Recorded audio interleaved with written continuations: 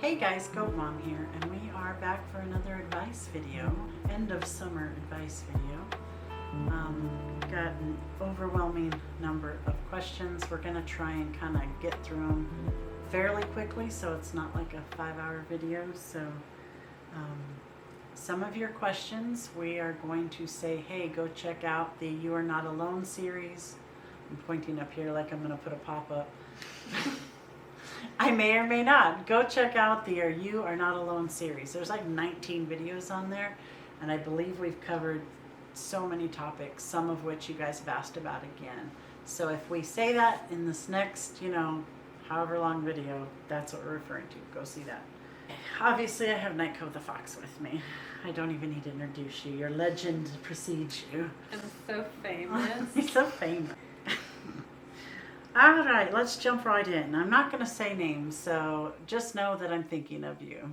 Oh, by the way, background noise is the air conditioning. It may kick on or off every once in a while. It's still hot in Arizona, 105. very hot. So if you hear noise, that's why. Yeah, it's just our air conditioning. So we don't die. We're trying not to die while we help. I force myself to do things that other people want me to do so they don't get mad at me. What can I do to make myself not feel bad anymore? I can't get therapy right now. You have to kind of own what you like and what you don't like and what you want to do and what you don't want to do. It is okay to not want to do something. It's called a boundary, and you're allowed to have boundaries. So if there are things that you want to do, do them. If there are things you don't want to do, don't do them. I mean, and of course this is within reason. I'm not saying go do like bad things, illegal things, things aren't good for you. But for the most part, if someone's like, hey, come on, we're going to the mall. Everybody's going to the mall. If you don't go to the mall, you're weird. If you don't want to go to the mall, don't go to the mall. It's not that big a deal. Don't do it. It's not that big a deal. I think you're overthinking it. Don't judge yourself too harshly. Don't let past things make the decision for you now. There's something called, and this is not for you, but it's a similar situation, and it's called parenting from guilt. So like parents sometimes will parent from guilt. And what that means is they tell their children yes on things that they want because they actually feel guilty because they got divorced or because they had a drinking problem or whatever. That's not okay. They should never okie dokie a child just because they feel bad for what they used to be or what they used to do. So same thing in this situation. Don't treat your friends or make decisions with your friends based on something you used to do, used to be, because you feel like you have to make it up to them. That's not how you do it. You have a conversation. You can say, hey, I'm sorry, I used to act like this. Or, this thing happened to me, so I used to not be into this, or I'm still not into this, but don't feel obligated to do something. You have boundaries, and those are okay, if that makes sense. Mm-hmm. Do you have anything to add to that one? No, it pretty much covers it. Yeah, I think setting boundaries is a healthy thing. Don't let your past mistakes or your past traumas keep you from feeling safe around other people or allowing yourself to set boundaries to feel safe around other people. Boundary setting is a very healthy tool, and if people that are considered your friends give you crap or a hard time for setting those boundaries, then they're not great friends, and you might want to reconsider the people you surround yourself with. Because if your friends aren't willing to help accommodate you and your boundaries so that you feel safe around them, then that's the basic minimum a good friend would do. So if they're not willing to do that, then they're probably not going to be good friends. They're probably going to be toxic friends that are, emotional vampires or just draining to be around. So just keep that in mind as well, how people react to you setting those boundaries. Because if they do give you a hard time, then you may want to reconsider or reevaluate those relationships with those people. For sure. How do I prevent or learn to cope with my acrophobia? Fear of leaving the house, in case you don't know what that is. I have my first ever audition for a play in September, but I have severe acrophobia that causes incredibly bad panic attacks. You might hear some noises now. That is Goose being picked up by his daddy.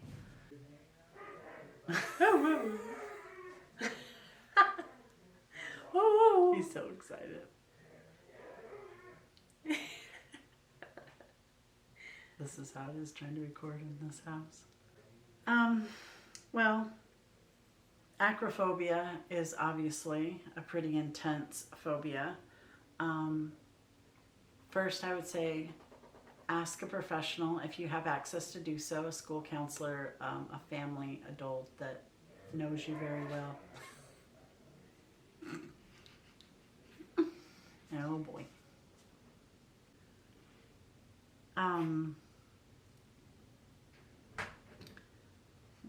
Hello.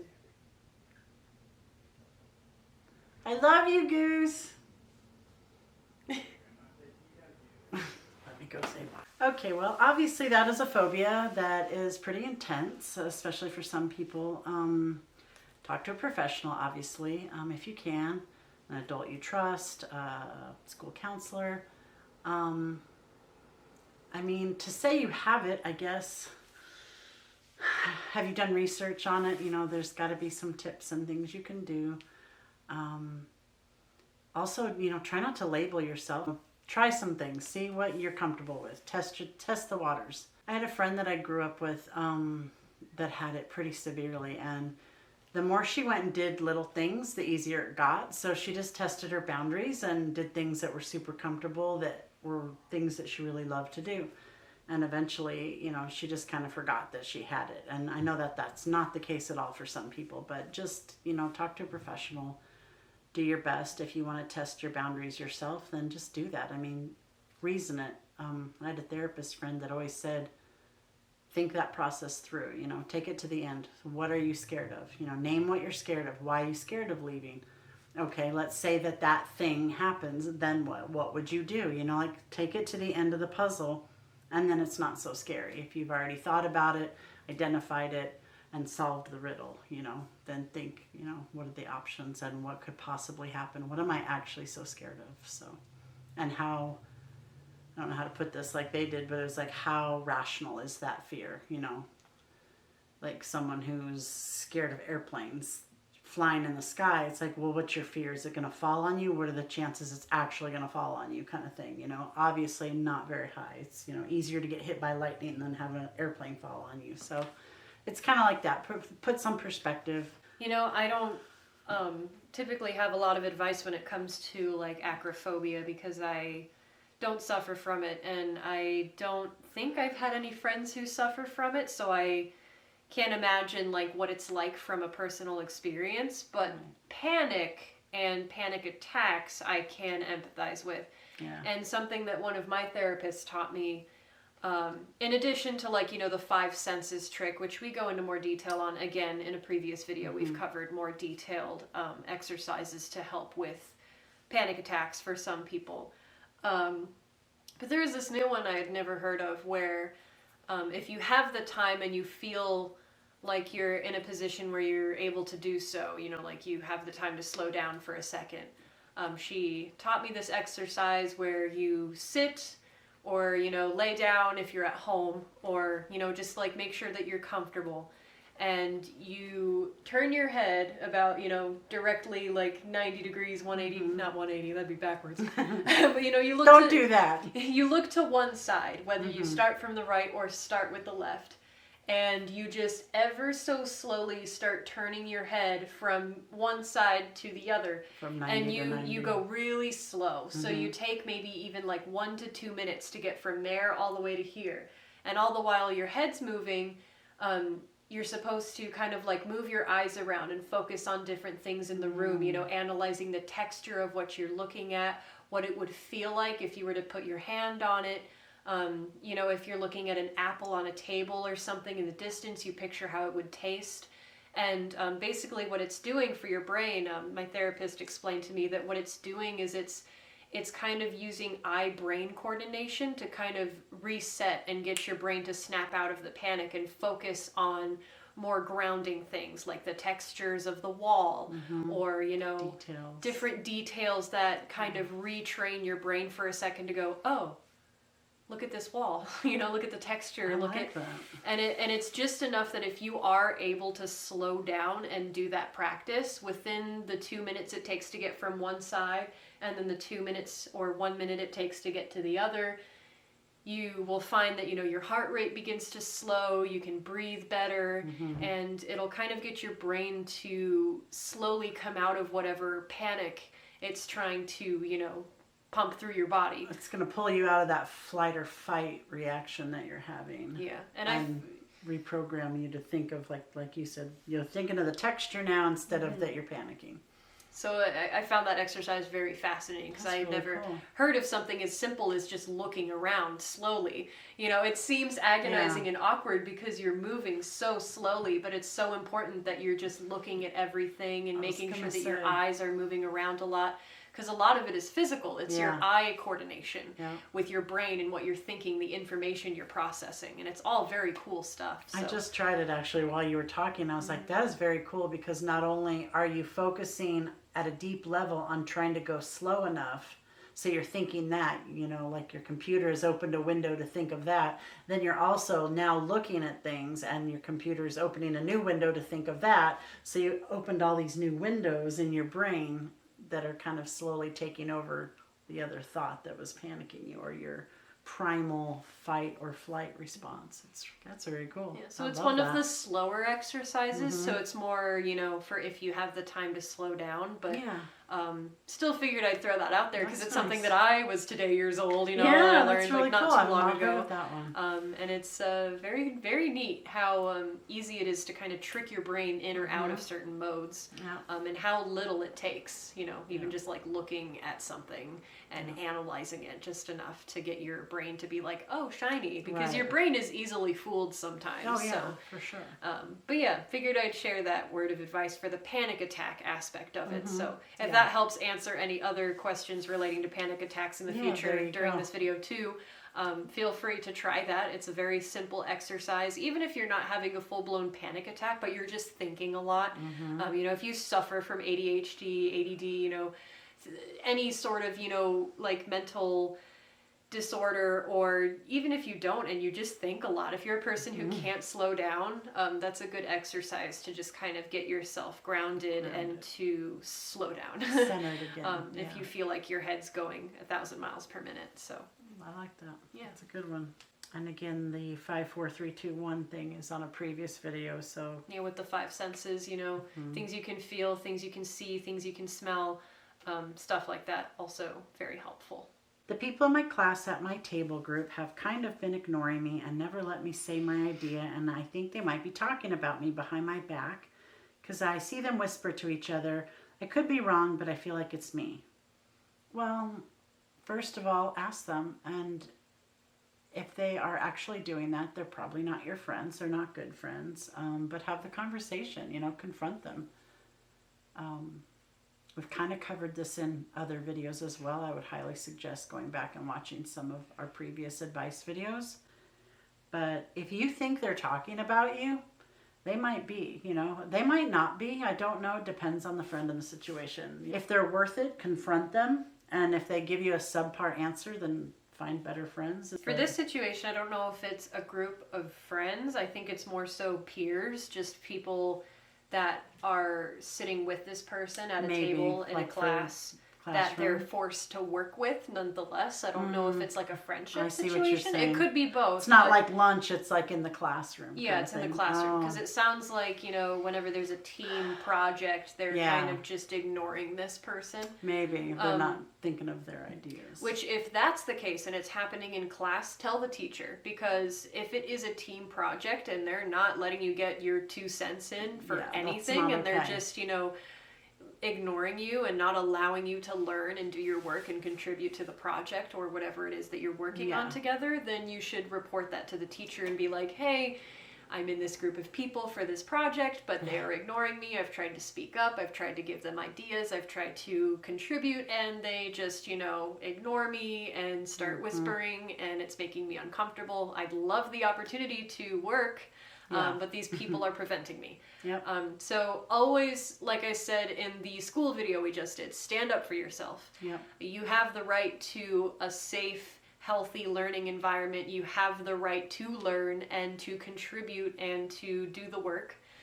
So if your peers aren't allowing you to do that, that's something that you should be able to talk to the teacher about. And if the teacher doesn't do anything about it, strangely, take it to the principal, take it to the higher up and be like, look, this teacher is not doing anything about me not being able to learn in this class because my team members are ignoring me and not allowing me to work. And it's, damaging my learning experience. So, and then, if it's friends, friends that are just being like, she smells funny today. You never know whether or not they are talking about you unless you hear something specifically or hear a name drop or, something that you're like, oh, that's me. They literally described me.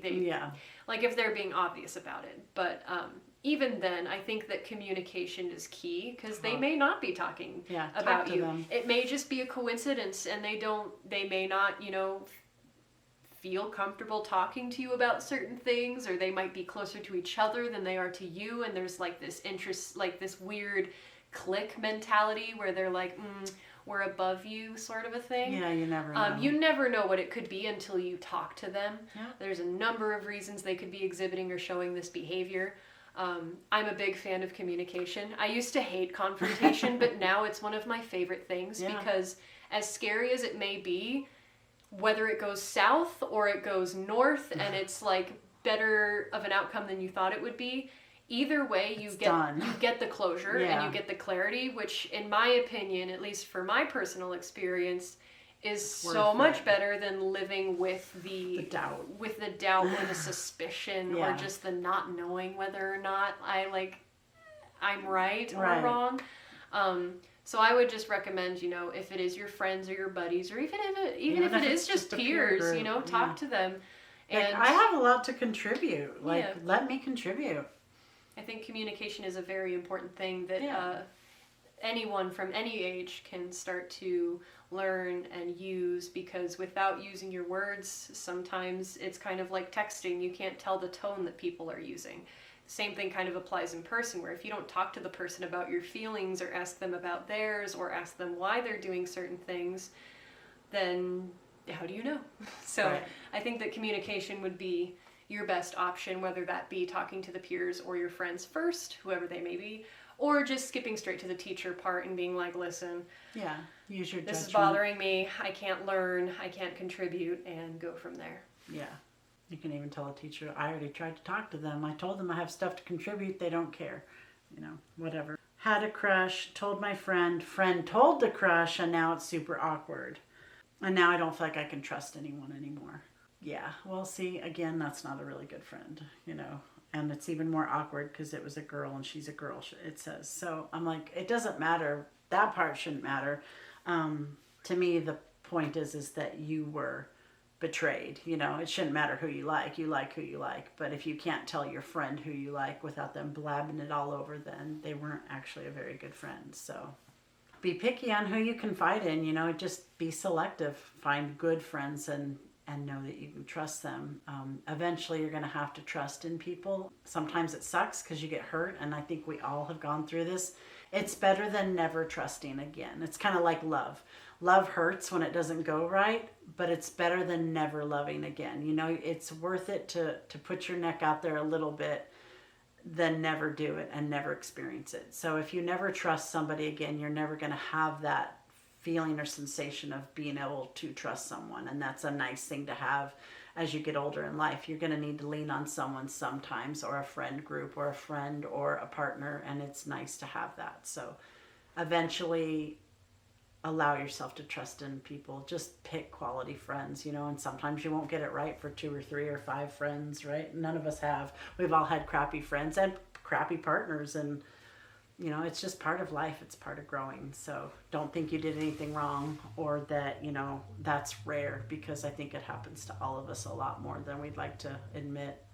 But it's a tough little nut to crack, trust, because trusting someone is a big deal to some people, and it's not to others. So it kind of shows how they were raised, too. If you were raised to understand that when someone confides in you, it's a big deal. And some people just weren't. Some people were raised in a different type of family, and they just didn't give a lot of value to communication or trust or having good morals. I mean, you just don't share people's personal information with somebody just to get a laugh or whatever. You know, that's just not a good human being. And maybe they will be a good human being someday, but on their journey right now, they're just not up there yet. So Yeah.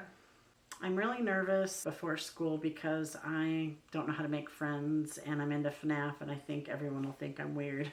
I think we Been covered through that. Yeah, you'll find your people who are Yeah. also nerds, especially if it's at school or online. You'll find your people. Yeah. Join the clubs that are into the things that you're into. See the previous video that we've posted, back to school video. That covers it a lot more detail. I was gonna say, yeah, we go into a lot more detail about like school friendships and relationships in general and in previous videos. So if you would like more in-depth answers about those sorts of topics, definitely check out the playlist. Yeah, for sure. There's a girl in my class that won't leave me alone. I keep telling her I want to be alone, but she keeps bothering me. She doesn't wear a mask, and it makes me feel unsafe. I wear a mask, and I just don't want to be around her because she doesn't cover her cough, and I don't want to get sick. Also, thank you for what you do. You're welcome. Thanks for being here. That's a tough one. Actually, it's not that tough. That's a pretty easy one. That's take it to the teacher. If the teacher doesn't do anything about it, take it to the principal. Just keep escalating it until someone takes care of the issue, because from student to student, you can tell someone, "Hey, I don't like that. Knock it off," and they'll just rub it in your face and be like, because kids are butts sometimes. They really are. They have an attitude, and they think they're clever if they go against your wishes and cross those boundaries despite you having communicated them very clearly and firmly. So if that is the case, and you've already told this girl, which it seems like you have, "Hey, knock it off, leave me alone," and they persist, then definitely take it to an adult, whether it be the teacher in that classroom or the principal, and report the behavior, because more often than not, they will help you take care of that. They'll at least probably move her seat so that she is not beside you or as close to you. They might rearrange some seating so that you guys are further apart, and that she can't harass you anymore. But definitely talk to a teacher or a staff member at the school who can do something. Because if you've already communicated your problems to this girl and she is not listening, then it's time to escalate. Yeah, for sure. And I'm rereading it, and I can't tell if this is just somebody's like, hey, like they're just following you around wanting to be your friend, or if it's someone just coming at you trying to bug you on purpose. Yeah. So if it's a girl, or does it say girl? Yeah, girl, that wants to just be your friend and be your friend. If they're not a mean person, then just try to have a talk with them again. Say, look, I'm sure you're a very nice person. I'm just not feeling it this year. I'm trying to find out some things. I need to be left alone, please. It makes me uncomfortable when you do that. Just use words and ask them to respect you and say, thank you very much. Maybe next year, if they seem nice, tell them. Maybe next year or the year after we can talk and hang out. If that's the case, if they're nice and they're just simply like, hey, you want to hang out? Hey, hey. And then, you can keep it simple, or you can tell her, look, I'm afraid of getting sick. I know you don't like to wear a mask. We have a difference of opinion. I'm going to ask you, this is my boundary. I don't want to be around you that close right now. Thank you very much. Have a nice day. I wish you well. If they're being a jerk, then obviously what she said, go tell somebody. I assume that it was a situation of and it could be being pestered in a malicious or, snarky way. Yeah. But if it is just like a person that's just like really trying to be your friend and you're really not having it, then just communicate that boundary clearly. Sometimes some people have a hard time understanding until you spell it out for them. I had that issue with boys. There would be a friend that I would have that was a boy in elementary school or even in middle school. And they would start to get a crush and they'd be really pushy about it. And I keep saying haha, funny, no.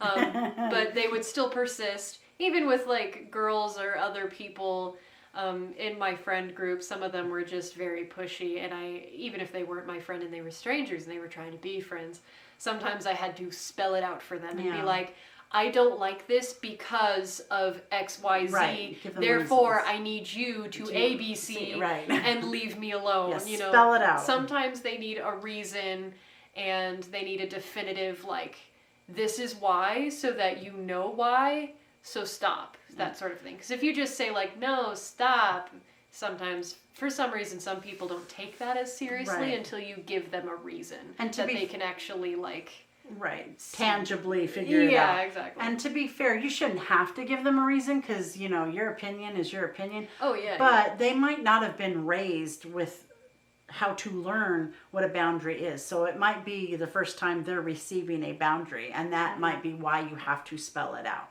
I don't like this because this. You make me feel like this. You might have to spell that out for some people just because that's the only way they get it, and it will help you in the long run. You shouldn't have to, but unfortunately sometimes you are going to be that person that teaches that person that they are today years old when they learn that lesson. How do I deal with separation anxiety and paranoia? I have a friend I've known for a while that doesn't talk to me as much. I know they are still my friend, but my mind makes up these crazy things about what they could be doing or thinking, and it gets even worse that when they unfriend me on Discord, and I think that it is because of me, and it likely isn't. Any thoughts or advice are appreciated. Sorry, I can't read today. It's kind of none of your business what other people think of you, and that's a saying from somebody famous. I don't remember who. They say something like, it's none of your business, or what other people think of you is none of your business. And that's not to be in a harsh way. It just means don't waste your time wondering what other people are thinking about you. You have to just believe in and respect what they say for what it is, and it's really not your job to go in and pick it apart. If they've said it to you, that's their boundary, that's their whatever. You have to take that at face value. You don't have to take it internally and be like, okay, they said this, but did they mean this? And they're doing this, but is it because this? That's a lot of time you're wasting that you could be going and growing and living your life and being happy. You just have to take people at face value. Trust in the friendship. If they haven't said we are not friends, you just have to trust that maybe they're going through something they don't want to share. Maybe they're just learning to set some boundaries about some things with some people. You don't know. So don't assume the worst and that it's about you. I know it's hard to do, and that's part of that growing that we talked about in the back to school video. But you don't know why. I get the anxiety and the paranoia. I think we've all at certain ages, even me as an older adult, several years ago went through a small bout of that where somebody would change their behavior and I would think, did I do something wrong? Did I say something? Did I misspeak? Did I give too much, opinion, too much of my opinion, or did I not give enough? And then I had to stop myself and go, hold on.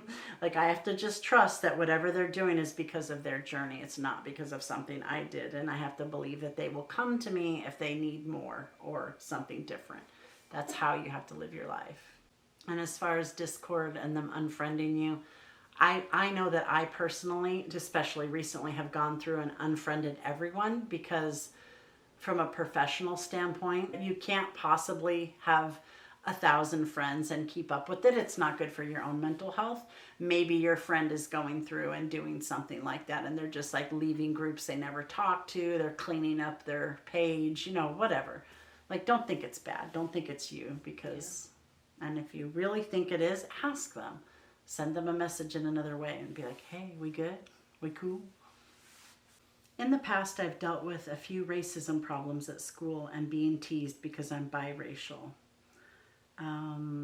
Some kids at school have been making fun of me. I've held this in my heart for so long. I've gone home crying. I understand that I can't control the way people are because I heard that racist words being said from people still happens. But I was wondering, how can I stop people treating me this way in a good way? How can I stop them in a good way without cursing people out?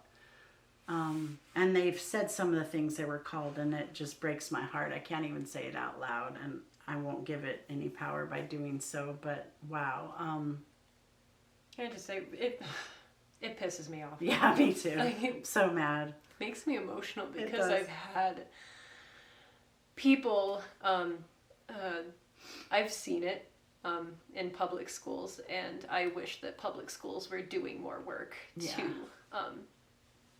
allow people of color to feel safe going to school because... Or mixed race. Yeah. it's just frustrating, and I can't even imagine what you're going through. But I am so sorry that it's happening. It's unacceptable. And I guess the best word of advice that I could possibly give is, you know, try, I don't know, talk to the people in charge of the school. You know, again, I always say, like, go to a teacher, go to a principal, and, you know, voice your grievances, and, you know, let them know that It's not okay. it's obvious, they should already know, but if they don't, you know, tell them this is not okay. You know, people should be able to go to school every day without being called names because of the color of our skin and the way we look, the way our hair looks, the color of our eyes, things we can't help or change, you know. It's terrible. And it happens to everybody too. I mean, I'm just rereading this, and they're saying they're teased because they're biracial and their traits are mostly from their white and Asian father. So they're being teased because they have red hair and being called a red-headed N-word. So there's no limit to how stupid people can be, and this just shows you. Everybody gets picked on no matter what we are or what we look like or who, you know, like this just really makes me upset because it's like you can't win. You can't win if you're this or you're that. You know, the kids are horrible. They find something that you're not, and it doesn't matter which thing you're not. They're going to say that that's the thing that's wrong with you. You know what I mean? Like you could be more take after your dad or take after your mom, and they'd probably make fun of you for the other thing. You know what I mean? So it's like kids are just awful. Humans can be awful. How do you stop it without being awful? Before I say that, I just want to take a minute to say kudos to you for wanting to do it in a way that doesn't change you, and you want to do it without cursing people out and doing it in a good way. Your words were, I want to stop people treating me like that in a good way. Meaning they want to stop them without stooping to their level. And that's the part that really makes me cry, because you should be commended on that. That is not an easy thing, and that just speaks volumes to the character that you have in your soul, that you are kind enough that you want to teach people this without stooping to their level, without letting them change who you are. And that is one of my biggest lessons that I try to teach anyone who will listen, is never let bullies, abusers, whoever change who you are. As much as you want to be nasty back to them, take a minute, compose yourself, and don't let them change who you are in your soul, because then they've won. I'm not sure what the clear answer on how to stop them is, but good for you for not changing who you are when you respond to it. My best thing would say walk away. Don't give them any power. Don't react, and talk to some people that can help you, adults that will listen. You should never have to deal with this in a classroom, a school, anywhere that you go, public, anywhere. Another thing I can say is I don't know the level of intelligence of these people clearly isn't very high. But sometimes you can get through to somebody and say, look, you're in a group of people, obviously, that condone this. But sometimes if you can get a person one-on-one and it feels safe to do so, and you think that that person has some redeeming qualities, you can try telling them how it makes you feel. Say, hey, do you have a minute? When you say this, it makes me feel like this. How would you feel if every day you came to school and someone made fun of your ears, your glasses, your instrument, your clothes, whatever it is, your hair? You know, how would you feel if that happened to you every day? That's how you're making me feel. Sometimes I've had a couple of friends have epiphanies with that, where someone has come up to them and said, hey, you know, you're making me feel like shit. And then went, oh my God, I was that person. And now they feel bad for it. Doesn't always work, and you shouldn't do it if you don't feel safe. If they're just assholes, you know, obviously don't confront them. But if you think it will help, you can do that. But I would always get a team involved to help you. Talk to an adult. Talk to the counselor. That is not acceptable behavior. I don't know what state or what country you're in. You should be able to get some assistance, some backup of some sort, whether it be your local team, your local village, your local adults, your counselors, somebody's got to be on your side here. So if you could talk to someone that can have a conversation, maybe with the class, maybe you can start a program where the teachers talk to students about not behaving like that. There are some countries that actually haven't had these conversations yet. There are some countries where they're just becoming, you know, well equipped to have classrooms and such, and maybe they haven't covered these things yet, but maybe you can initiate that. I don't know what country or state you are from, like I said, but you know, talk to the adults and be like, can we have some conversations with these kids that may not know any better, you know? Yeah, I guess the biggest thing is, you know, I'm so sorry this is happening, you know. It's, like I said, it's so unacceptable. I don't know why people think that it's okay to be racist. You know, I think that those people just need perspective, and they need more respect. You know, they need to give more respect to people. It's just disheartening to see it happen. You know, even in kids, you know, there are kids who are being raised with, you know, racism in their families, and they're being told that it's okay, you know, that they are above other people simply because of their race. So you know, parents need to do better, and kids need to do better. Exactly. And again, to refer back to this, the flip side, if you're in a community that is predominantly black, is what I'm guessing, and you're being teased because you have red hair and an Asian father, you know, you shouldn't be made fun of because maybe your eyes are a different shape or your hair is a different color. Everyone else has black hair, you have red hair or lighter eyes or whatever. That's not okay. Like, it's not okay on either side, and somebody needs to talk to the people that surround you and make sure that they know that that's not okay. However you need to do that. You have support, at least here you do. I'm sure there are many other kids that probably feel the same way. Try to find those people, and it just really blows me away.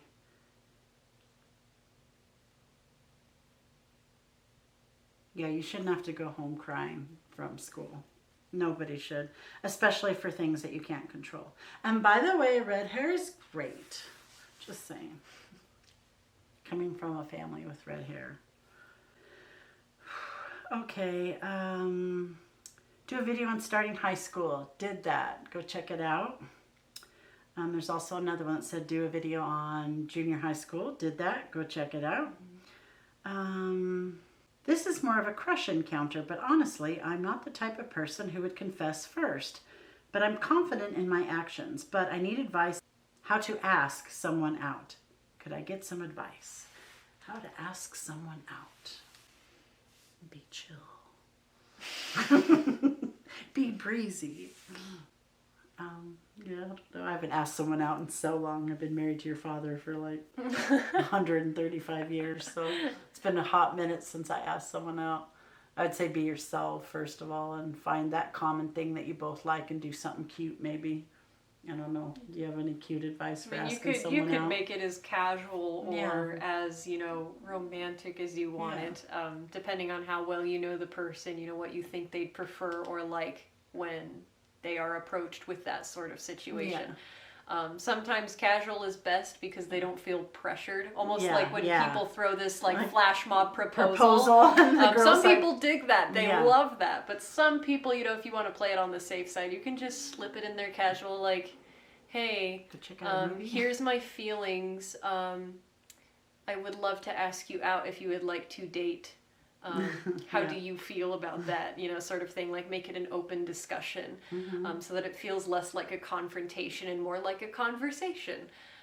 Sometimes that's better to, like, you know, ease into it. You know, start with a normal conversation like you'd have every day, and then just be like, by the way, would you mind if I shared some feelings with you? You know, I like you more than a friend, and I was wondering if you feel the same, and if you do, would you like to try dating? If not, you know, that's cool. We can still vibe and be friends. No hard feelings, but, you know, just like make it real easy, real casual. You know, be yourself, because, you know, worst case, they say no, but that's okay because that's just a boundary they're setting, and Yeah. that's okay. And maybe it's just not now. Yeah, maybe it's later. Maybe they're just not ready yet. But best case, they say yes, and you get to, you know, try dating, and that's always fun. So, And but if, yeah. and if you're not sure at all, like if you're clueless on how they feel about you, maybe instead of saying, if you're not comfortable saying, hey, can we share feelings? Maybe you just say, hey, you want to go grab a smoothie or a cup of coffee or a movie? And then maybe then, while you're chilling and hanging out one-on-one, you can start saying, so, how's it going? You know, I had some things to maybe talk about. You know, you want to share a little, you know, you could ease into it. Platonically romantic. Yes, that makes That's sense. not an oxymoron. No, not at all. Let's go on a platonically romantic, not date. You want to go play miniature golf? Yeah, just be yourself and judge. We don't know your situation or the person or the relationship or how much they know that you like them or don't like them. So 10 seconds of insane courage, right? Is that the saying? Or 30 seconds of insane courage? I think it's 20. 20 seconds of insane courage. From, Diary of a Wallflower? Yeah. Yeah, something like that. Our Thank battery's you. dying. I think you mixed. I know, I think I did too. Like Diary of a Wimpy Kid. Yeah, what is it? With It's the something perks about of being a wallflower. Perks of being a wallflower. That's Diary it. of a wallflower. I don't know. Diary of a Wimpy Kid. All right, again, we got a couple about starting school, so I'm just going to refer you to the school special that we just did. Someone asked about switching classes and all that. Just be prepared. Listen to what the teacher asked you to bring and have fun with it. And go check out that other video because we got very detailed. My friends are currently in a toxic relationship, and my other friend and me are really disapproving of it, and it just makes me feel like I don't want to be around her as I used to be. Then don't be. I mean, tell them your feelings, point out the toxicity of it. Hopefully they'll learn, but you can't really pull someone out of a toxic relationship unless they want to get out of it. You can try your hardest, and that's a really nice thing to do. You can teach them about toxicity, maybe show them the toxicity video or another video about it, but you can't really pull somebody out, right? I mean, in your experience, you can only tell them so much. Ultimately, only you are in control of yourself. So if you are uncomfortable and they aren't able to see the toxicity in those people, but just being around that situation is damaging your mental health, it's time to go. Then it's, you know, time to give yourself the ultimatum of, do I stick around or do I just let it go and walk away? Yeah. You can definitely confront them and say, you need to see that this is toxic, and until you see that, I can't be near you because this is toxic for me now. And let them know, because that way it'll be in the back of their head. Every time that person does something toxic, they're going to remember your voice and go, maybe they were right. And eventually they'll see the light, hopefully. All right, guys, that's it for today. Thanks for joining us. And if you haven't already done it, go check out the Back to School special for a lot of your questions that are answered, and the other 19 or 20 videos that are on the You Are Not Alone series. And there is about 22 more questions to answer. We will do those as soon as we can. Love you guys. Stay awesome. See you soon. Peace.